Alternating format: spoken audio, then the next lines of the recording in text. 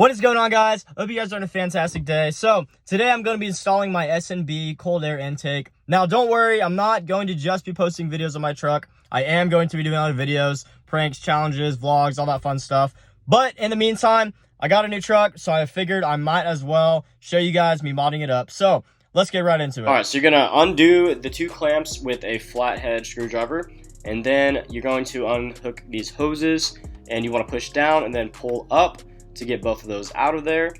And then once you do that on this side, you want to go to the other side, do the same thing. Then it takes a little bit to kind of get to that part right there. You kind of have to, it's an awkward spot, but once you get it out of there, then you want to make sure both clamps are loosened, and then just that wiggles right out of there.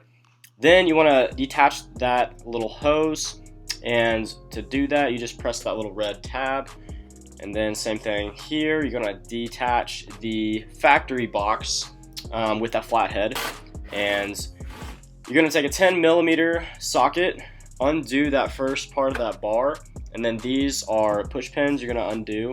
You can undo that second part, or you can just move that bar over, because that's gonna allow you to take that box out freely. And you do kind of have to manhandle it out of there. It is kind of stuck in there, so I just removed the filter and then just kind of popped it out of there, and it came right out. All right, so here is all of the parts. So now it's time to get this bad boy on.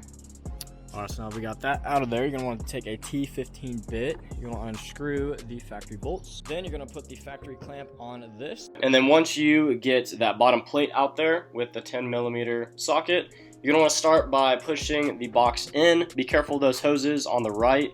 You don't want to pop one of those off. Then you want to carefully put the filter in, and it just pops right in like so. And then you want to make sure you get those clamps on there, and you're good to go. All right, so as you guys saw, it did get pretty dark last night when I tried to put this on, but here is the finished product. So I got that all hooked up and lined up, and it looks really good. Now this thing does sound pretty cool when you have a good exhaust on it. I can already tell a big difference just by going on the highway. So definitely recommend if you guys want to get this. It does help a lot having the cold air intake in there. Increasing the maximum inflow, I left the bottom piece out. You guys can put it in if you want, but other than that, I think it turned out really well. It just gives it a nice clean look. All right, so as you guys saw, it did get pretty dark there for a little bit, but I finally got it in. So I'm gonna do a little test drive, show you guys how it runs. It does sound pretty good. I definitely do notice a big difference with the exhaust. It does pop more, and it sounds kind of cool when you downshift. So my camera isn't the best. I'm gonna go ahead and show you guys what it sounds like.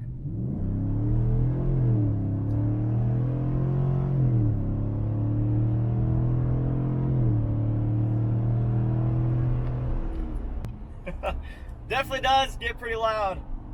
I have the Borla ATAC exhaust, dual exhaust. It does sound really good. It's kind of hard to tell with the camera, but the intake definitely does give a little kick to the exhaust.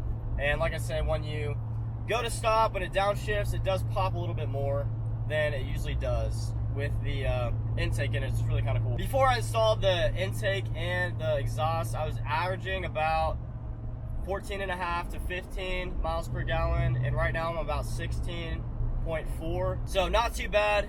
Down the road, if I want to tune it, obviously it'll change a little bit. Overall, I'm really satisfied with how this sounds, and if you guys are going to do it, definitely comment down below in your opinion, if you guys like the S&B Cold Air Intake, or if you have some other recommendations. This intake was about $350, so if you guys are looking for something to improve your sound, to get some maximum airflow, I definitely recommend the S&B Cold Air Intake. And when you pop the hood, it does give a nice clean look on that filter. On this intake, they did have an option underneath to have a cover.